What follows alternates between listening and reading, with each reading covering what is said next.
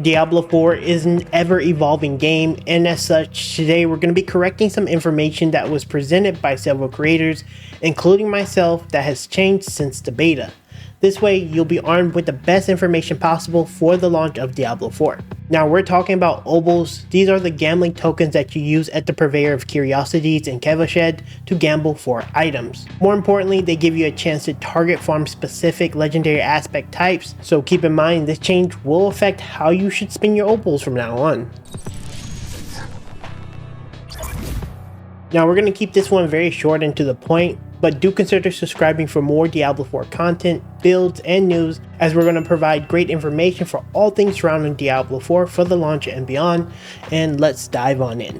So with the table on screen, I will show you which type of aspect we're talking about and what item you should gamble for to get this type of aspect. Previously, gambling for gloves was pretty much ideal for a lot of the slots, especially for offensive aspects, as they only cost 25 Obols at the time. When you rolled them, they had an option of getting utility and offensive aspects, but unfortunately the changes brought by the server slam did increase the Obol cost to 40, and with these changes, gloves are really not worth it, as one-hand weapons only cost 10 more Obols and they can only roll offensive aspects. And since gloves cost 40 Obols, which is 10 less, they can actually roll those utility aspects, so they're just kind of less valuable comparatively.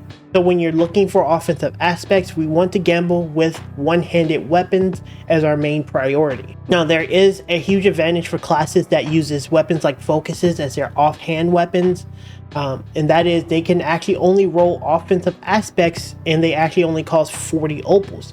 So if you're a class with a offhand option that's not including a shield, you should always gamble for the offhand, as it's super cost effective for the price and it's going to be a huge advantage for you. Again, very good to gamble offhand for offensive aspects if you have an offhand non-shield option.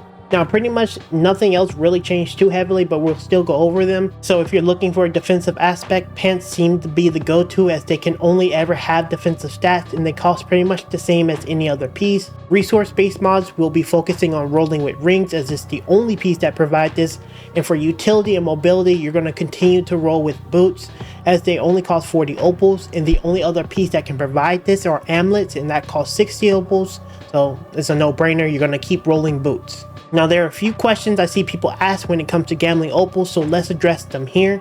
So the first question is, how does World Tier 1 or 2 affect Obols? Does it affect it in any way?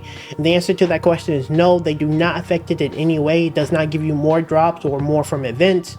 You do not get any better rolls or roll options whenever it comes to gambling on either of those two world tiers, so it doesn't matter. The next question is, do all legendaries and uniques come from the Obol vendors? As far as I know, only legendaries drop from the Obol vendors, and depending on the world tier, obviously you'll be more likely to get the better legendary aspects. But as far as uniques go, I don't know as of yet, but I will keep you guys up to date whenever I do get any information. Now, lastly, the whisper keys were pretty trash in the beta and the server slam, but I'm going to actually be testing this in the actual launch. I'm probably going to be playing a little bit more than the average player, so if you're interested in seeing me open like a bunch of chests, I will make a video about that in the future, so subscribe for that, and we'll see how that goes, because they may be something really good in the higher world tiers compared to the lower world tiers. Also, down in the description, I will have a macro guide for you to have as a handy resource or reference at launch. It will help you pretty much know which certain aspects types drop on what piece. That's going to be pretty much it for this video. Don't forget to like as well as subscribe to the channel, and I will see you guys in the next video very soon. Later.